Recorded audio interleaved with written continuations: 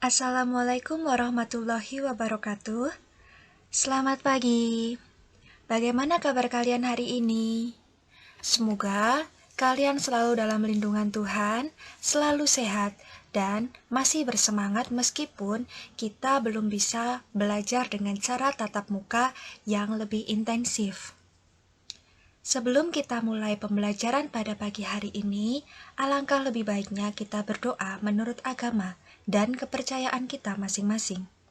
Berdoa, dipersilahkan. Cukup. Di pertemuan yang lalu, kalian sudah melaksanakan penilaian harian yang pertama. Dan hari ini kita masuk bab yang kedua. Bab 2 untuk mata pelajaran pendidikan Pancasila dan kewarganegaraan membahas tentang ketentuan Undang-Undang Dasar 1945 dalam kehidupan berbangsa dan bernegara. Silakan dipersiapkan buku catatannya dan menyimak materi yang akan saya sampaikan.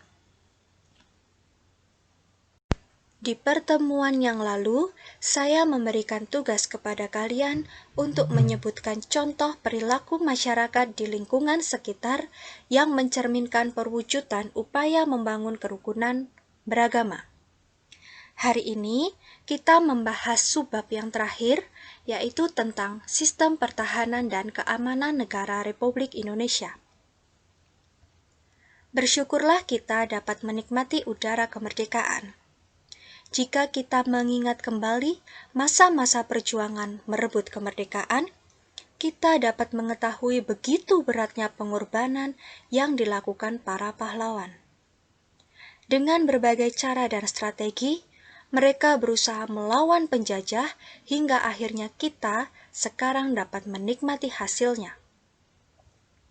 Sebagai warga negara yang baik, sudah menjadi tugas dan kewajiban kita untuk mempertahankan kemerdekaan. Seiring dengan perkembangan zaman, semakin kompleks pula berbagai tantangan yang dihadapi negara tercinta kita ini. Lalu, bagaimana cara kita sebagai warga negara yang baik untuk membantu mewujudkan pertahanan dan keamanan negara Republik Indonesia?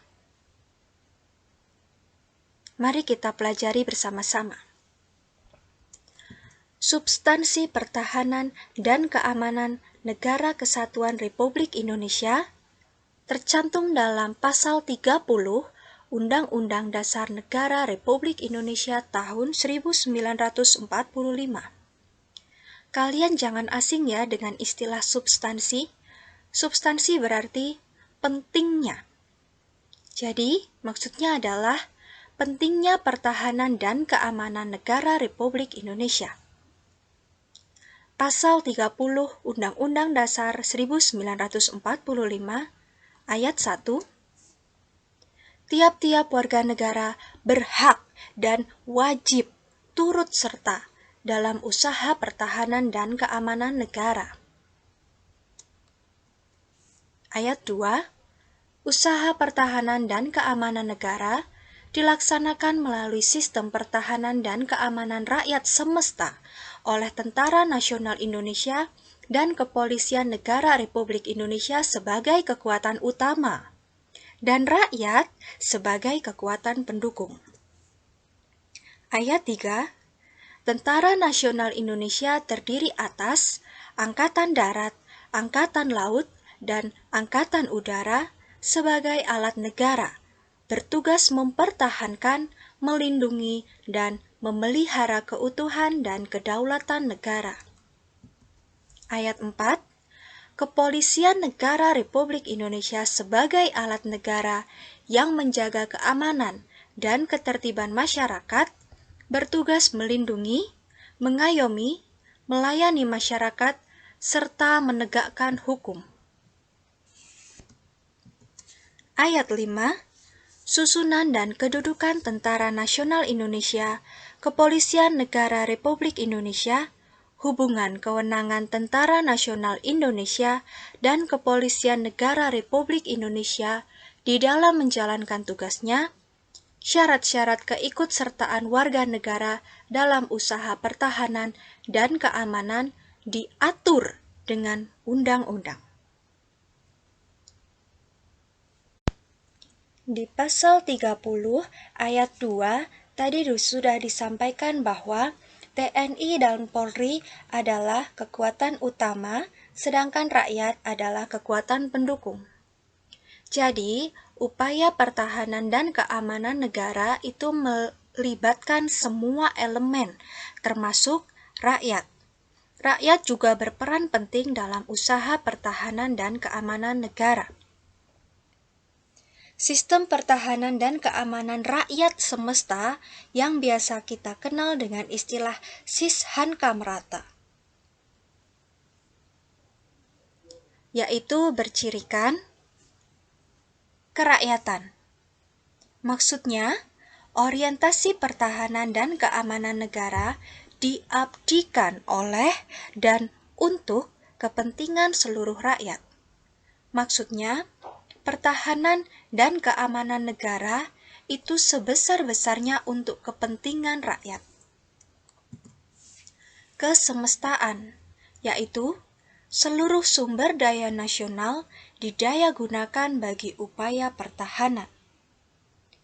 Sumber daya nasional yang dimaksud adalah sumber daya alam, sumber daya manusia, sarana, dan prasarana, serta senjata-senjata yang dimiliki oleh Negara Kesatuan Republik Indonesia.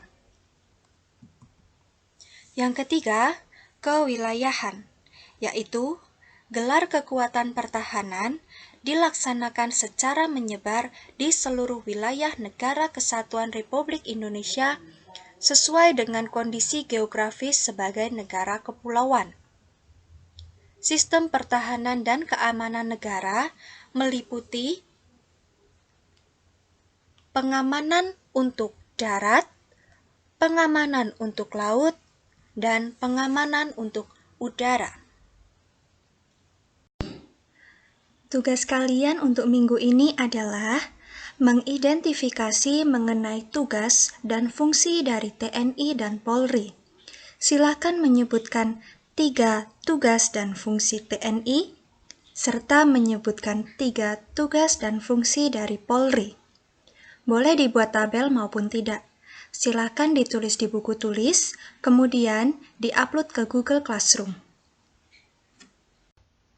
Sekian yang dapat saya sampaikan hari ini.